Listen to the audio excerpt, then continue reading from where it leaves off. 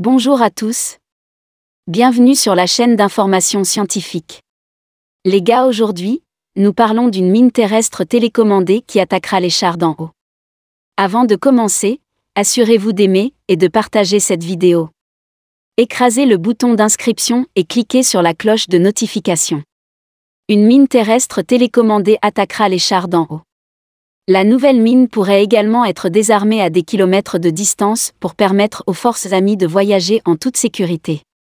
Pour contrôler les champs de bataille du futur, l'armée américaine est à la recherche d'une nouvelle mine anti-char avec une mise à niveau spécifique. Elle peut être mise en place par des robots, et elle partagera ses données de capteurs à distance avec des opérateurs humains éloignés. Depuis que les premiers chars sont entrés dans la bataille, il y a plus d'un siècle, les humains sont aux prises avec un problème de base. Quel est le moyen le plus simple d'ouvrir un véhicule en mouvement recouvert d'un blindage? L'une des réponses les plus durables, improvisée en 1916 et présente à ce jour, consiste à cacher un explosif dans le sol et à attendre que le char passe dessus ou s'en approche.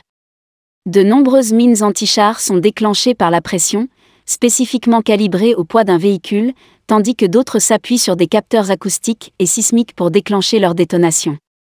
Le 1er avril 2021, l'armée a publié une sollicitation pour la nouvelle mine anti-char. Officiellement, l'armée est à la recherche d'un « obstacle à la mise en forme du terrain ». Top Attack Prototype, une phrase maladroite et dense en jargon qui peut être divisée en deux parties. Top Attack signifie que la mine, lorsqu'elle est mise en route, lancera sa charge explosive sur une courte distance dans les airs, qui dirigera alors l'explosion vers le bas sur le toit d'un véhicule. Pourquoi le toit du véhicule? Les chars sont limités par certaines limites assez basiques. En raison du poids du blindage, du canon, des munitions et de l'équipage, la conception du véhicule doit donner la priorité à la défense pour se concentrer sur les directions d'attaque probables. La présence de mines terrestres et d'engins explosifs improvisés signifie qu'une partie de cette fortification est allouée au bas du véhicule.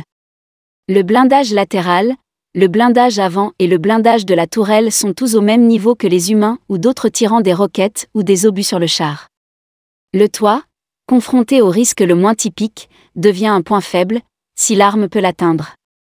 Frapper le haut d'un char à partir d'une arme creusée dans le sol est un processus délicat, en plusieurs étapes.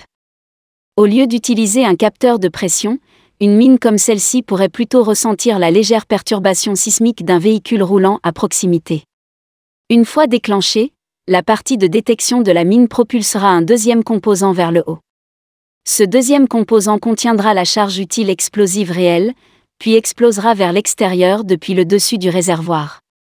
Ce ne sera pas le premier appareil à tenter d'attaquer un char par le haut.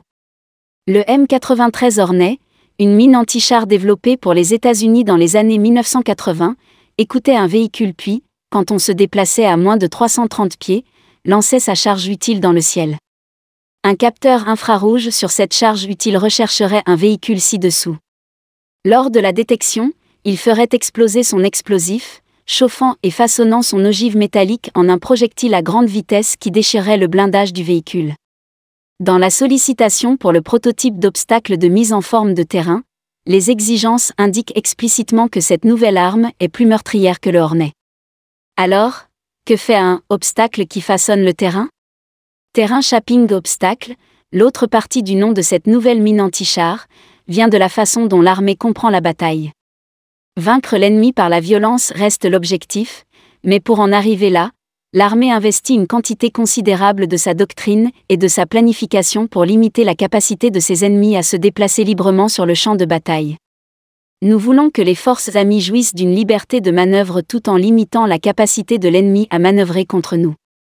Les obstacles rendent tout cela possible, a écrit en 2019 Philippe Pottit, qui était le chef de projet de l'armée sur l'obstacle de mise en forme du terrain jusqu'en juin de l'année dernière. Les obstacles peuvent être des fossés, des câbles, des terrains naturels restrictifs et, dans ce cas, mortels. Munitions. Tuer des gens au combat est une partie essentielle de la façon dont l'armée voit ses mines anti-chars, mais c'est une partie de l'arme qui est en fait secondaire pour forcer tout combat potentiel avec des chars à se produire sur le terrain choisi par l'armée. Il existe des traités internationaux régissant les mines terrestres, bien que les États-Unis ne soient partis qu'à certains d'entre eux. Cela a laissé la politique des mines terrestres à la discrétion des administrations présidentielles, et depuis la fin de la guerre froide, les États-Unis se sont généralement abstenus de déployer activement des mines terrestres antipersonnelles, à l'exception majeure d'un stock destiné à être utilisé dans la zone démilitarisée entre la Corée du Nord et la Corée du Sud.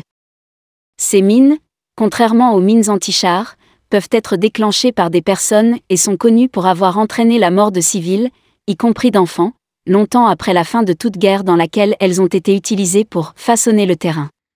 Une île explosif utilisée pendant la guerre comporte le risque de tuer quelqu'un d'autre que la cible.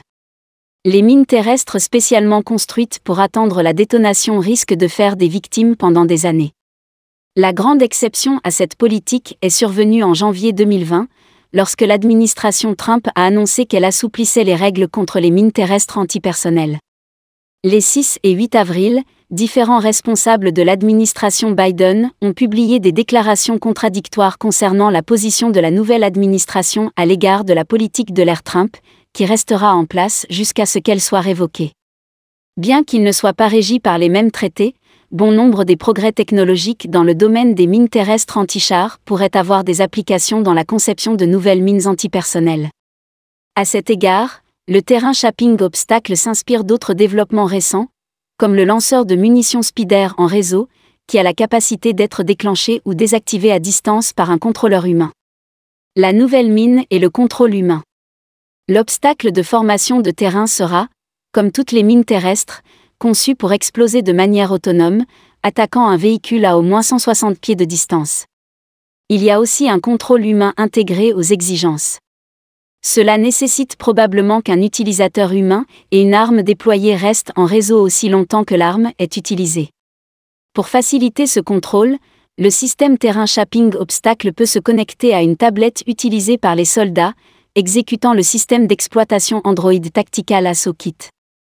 Étant donné que le système aura une communication bidirectionnelle, il pourrait permettre à un opérateur humain de vérifier l'état autodéclaré des mines, ou même d'en désactiver temporairement un champ, permettant ainsi un passage en toute sécurité au véhicule ami.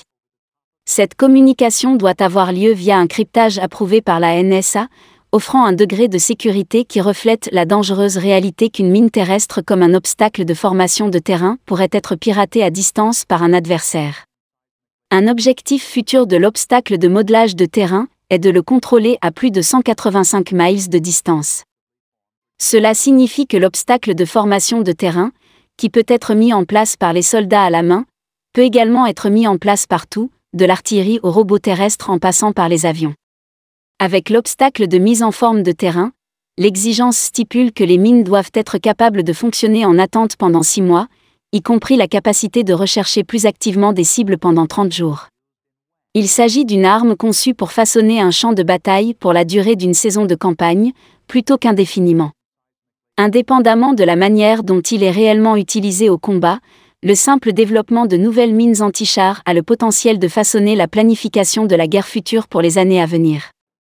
Merci d'avoir regardé.